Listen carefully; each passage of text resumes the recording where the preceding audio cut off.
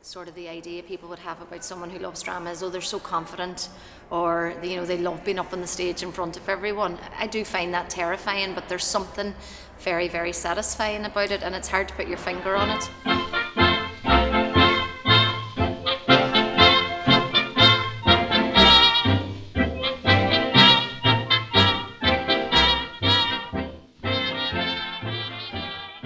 The history of the Butt Drama Circle.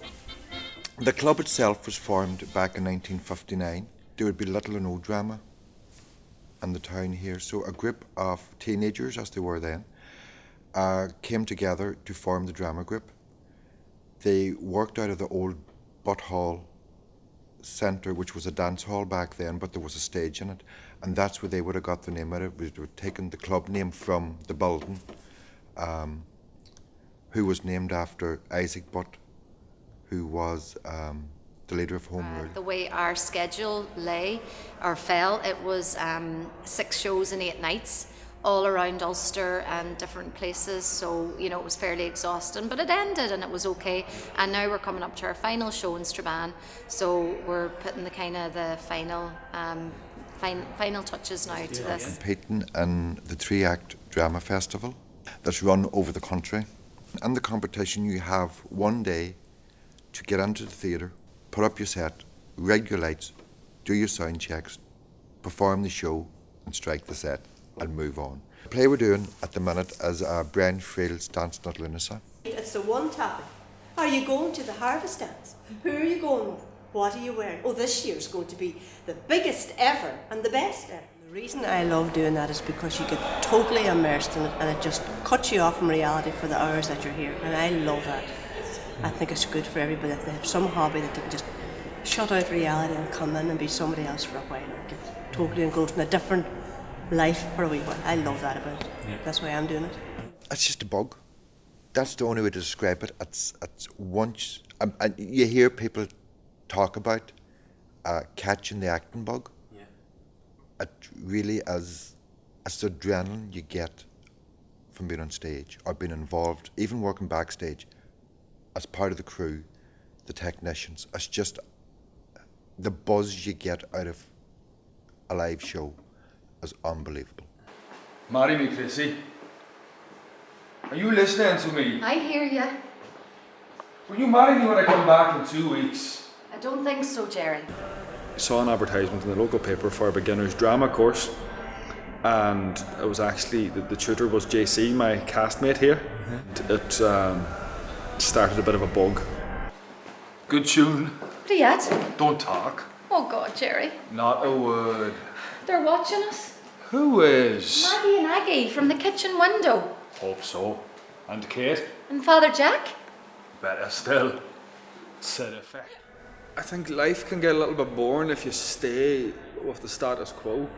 And in saying that, it's a safe way to push your comfort zones. I suppose when you're in your teens, you push your comfort zones by taking a few bottles of cider up the woods, Whereas, I'm 34 now. I'm about to get married, have a kid, and this is a new way for me to kind of get that buzz. It's definitely good to learn new skills as well. As I said, if you kind of stay in the same space that you've always been operating in, I would get quite bored. I need a new challenge. And the wonderful thing about in here is that if you are pushing your comfort zones, you're doing it with a team, whether it be your castmate, the backstage crew, the director, everybody involved in this organisation is hugely supportive. So if you do mess up, and we frequently do, there's no judgment. I mean, what's the worst that's going to happen? So from that point of view, you're pushing your comfort zones. It can be scary, but at the end of the day, what's the worst can happen? And he gave me this. That's for my rosebud, he said. Is it a fish, Rosie? Isn't it lovely? It's made of pure silver and it brings you good luck. Oh, it is lovely. I wear it all the time beside my miraculous medal. I love him, Maggie. Oh, I know. I do love acting. I love acting and messing about and being stupid or whatever. And I have to say, this production, I've met some really, really lovely people, and I think that's been the highlight of it for me, to be honest. If you take me, for example, I would have been quite shy. growing up, I got involved with the club, and what I get out of it, and what I did get out of it growing up, was for them 2 hours a night, I could be somebody else. I didn't have, and it was from that actually it built my confidence, and to, you know, even to this job I'm doing now, you know, probably would never have done it. Every single night, I think we're standing, Very much. particularly myself and Connie and Orla, 3 of the sisters, we're standing holding side hands, stage, waiting to shaking. go off. But the adrenaline gets you through it, really, doesn't it? But Totally. You do be nervous before When you every have a single good show. audience.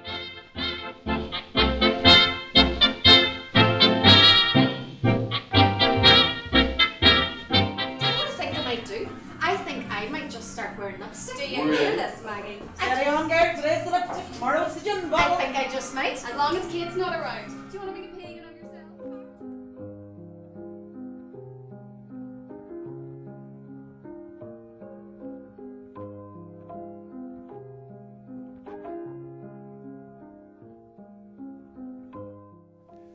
Stand on the wings, waiting to go on, and your stomach is doing somersault. You'd be saying to yourself, what under God am I doing standing here? But once you cross that line and you're on stage, by the curtain call, you're buzzing, you just want to do it. You go straight back on and do it again.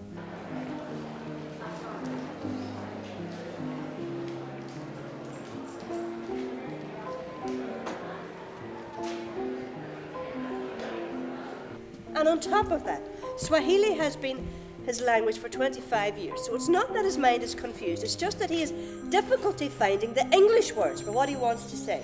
No matter what the doctor says, Kate, his mind is a bit confused. Sometimes he doesn't know the difference between us. I've heard him calling you Rose, and he keeps calling me some strange name like, Okawa. That's it. Aggie, you've heard him, haven't you? Okawa was his houseboy. He was very attached to him. You know, the amount of people who says, God, I'd love to do that, or I'd love to do that, I wouldn't have the nerve. You know, my answer to them is, look, if you don't do it, you'll never know, so just go and do it.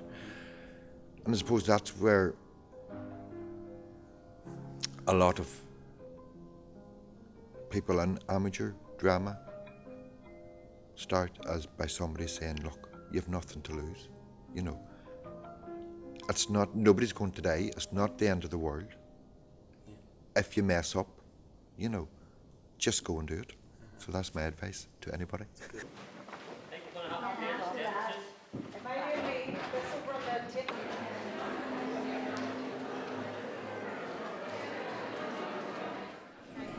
All right, 250, 270 out there. Good house. We always respond to a good house. Yes. Okay, don't worry if they're listening and it takes them a while to get into it. Don't worry, just feel your way into it. Hit those pacey places that we talked about. Enjoy your show. Okay. Be clear, but don't lose your natural speech rhythm this time. Okay, keep the speech rhythm there. All right. Have enough of this.